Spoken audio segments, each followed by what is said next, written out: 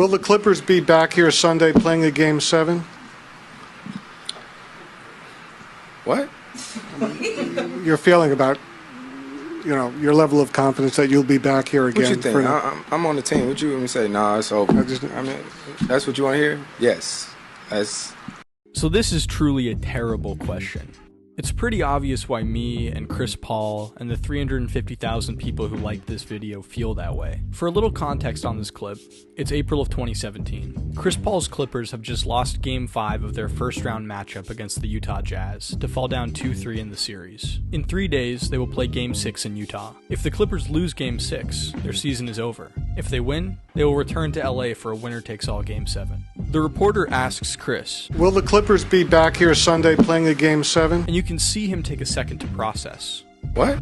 He doesn't know what to say because there is nowhere he can go. Chris Paul is the star player for the Clippers franchise. At the time he is asked this question, Chris has been paid over $100 million by the Clippers organization. He is the leader of the team, and he's locked into a close playoff battle. So of course, he isn't going to publicly say he's given up on the Clippers' chances. But even if none of this were true, even if the reporter had asked a similar question to Sacramento Boogie or Cavs Kyrie or Minnesota Jimmy, or a player who is thoroughly unhappy in their situation, no NBA player is ever going to say, nope, I'm not going to be here for Game 7 because we're going to lose. This is not going to happen. So the only thing Chris can say is, yes, obviously I think we're going to win. Yes,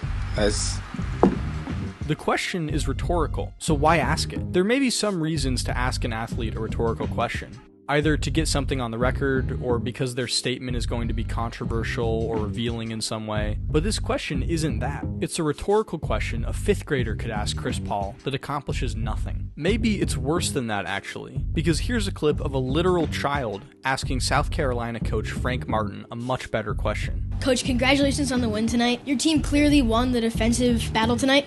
When you coach and teach your team defense, what's more important, technique or attitude? If you watch that clip in its entirety, you can see the coach isn't just impressed with the question. He gives an actual answer. That's a heck of a question. Attitude comes first. We got to have guys who are going to believe in our mission. Once they believe, then we can teach them the technique. Because this question is good. It's everything the other question isn't. First off, it's not rhetorical. The kid reporter, Max Bunstetter, actually frames the question as a question. He's asking Frank Martin which of two things is more important. What's more important, technique or attitude? When watching this clip, I kind of suspected he would say attitude as the answer, but this isn't an obvious answer, and whichever option he chose, he would have to explain it. Furthermore, Max Bunstetter displays a knowledge of the game he just watched in the question. Your team clearly won the defensive battle tonight. The Gamecocks performed better defensively in the game, so he frames his question around a real event, and then asks the coach to expand upon something he specializes in so the audience can better understand it. So clearly, we can see that one of these questions is good and one is bad, and maybe we could extract some kind of formula for asking good and bad questions,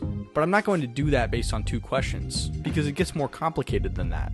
YouTube is littered with compilations that have millions of views of NBA reporters asking dumb questions. I've seen a lot of these videos, and some of these questions are in fact dumb, but some just aren't. Here, Mark Schwartz asked Kawhi Leonard what I would consider a pretty reasonable question. Take me through the final possession where Iguodala hit the 3. It was about 5 seconds left on the clock when he took it.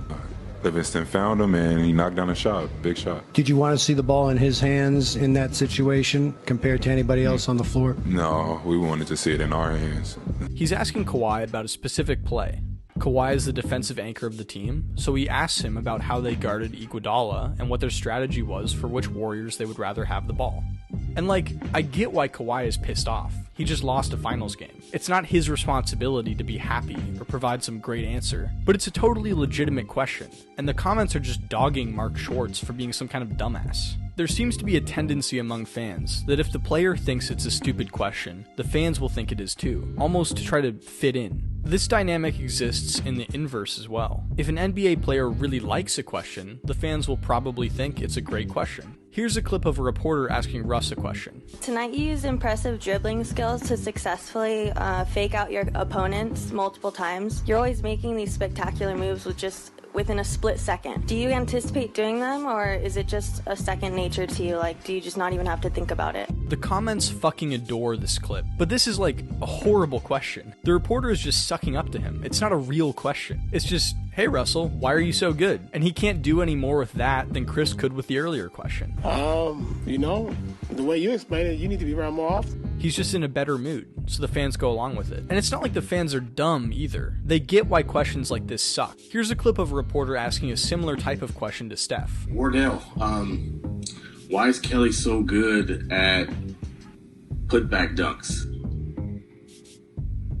They basically just ask, why is Kelly Oubre so good? Which is essentially what the other reporter asked Russ. Of course, this clip is goofy, because the reporter calls Steph by his legal name. Wardell. But the comments all understand the question itself is also goofy. But since Steph is confused and annoyed here, the fans criticize the lack of question, as opposed to celebrating it like they do with Russ. Sometimes the fans' opinions of the questions have less to do with the questions themselves, and more to do with how conversationally adept the journalist is. Here's a reporter asking a fair question to Wade and Bron, but butchering it by talking super slowly. You have a great defense. They're averaging 104 points a game. You have a lot of offense.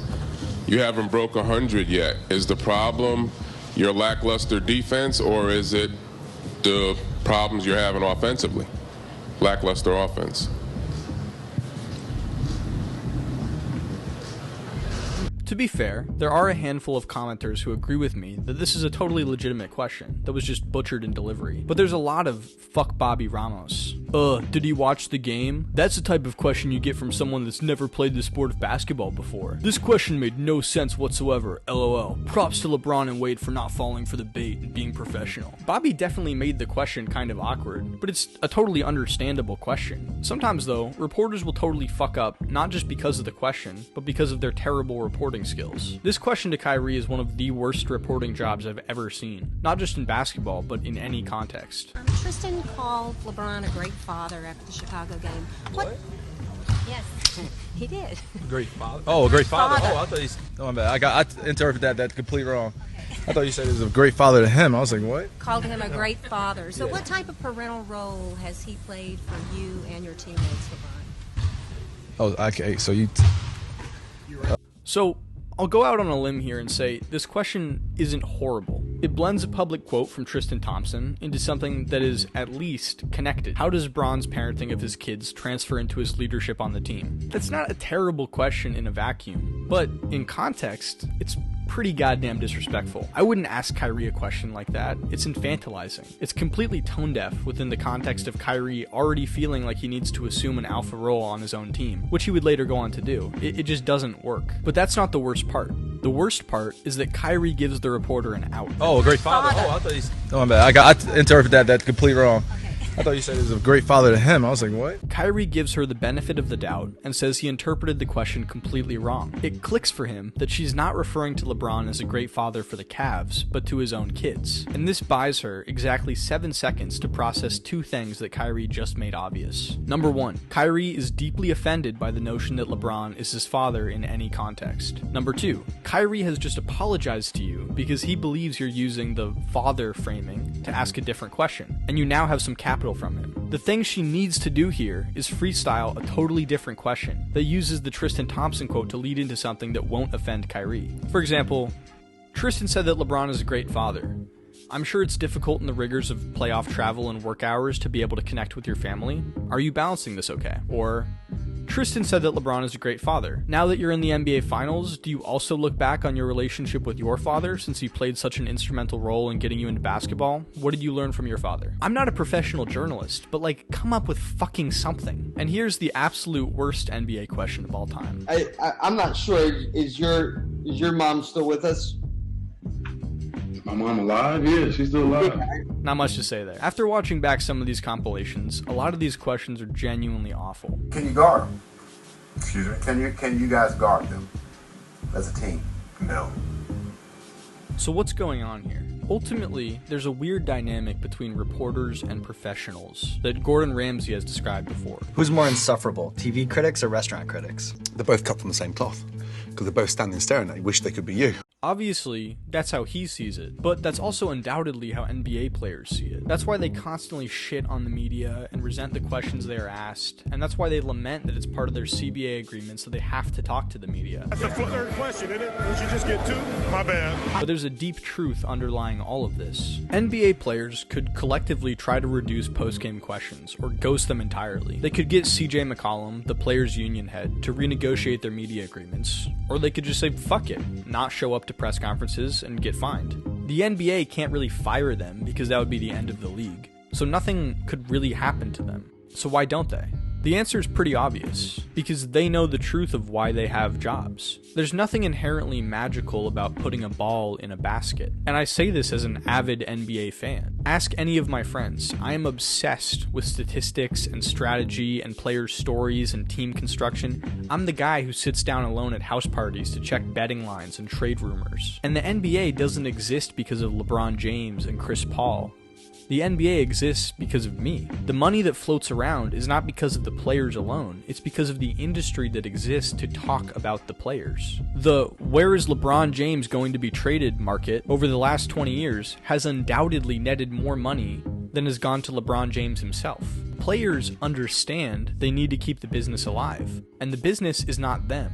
It's the conversation around them. That's why NBA players tolerate terrible, insulting questions, even in the emotional bedrock of a finals loss. That's why 23 million people click on a video of reporters asking bad questions. And to some extent, that's why I'm making this video now. So where do we go from that?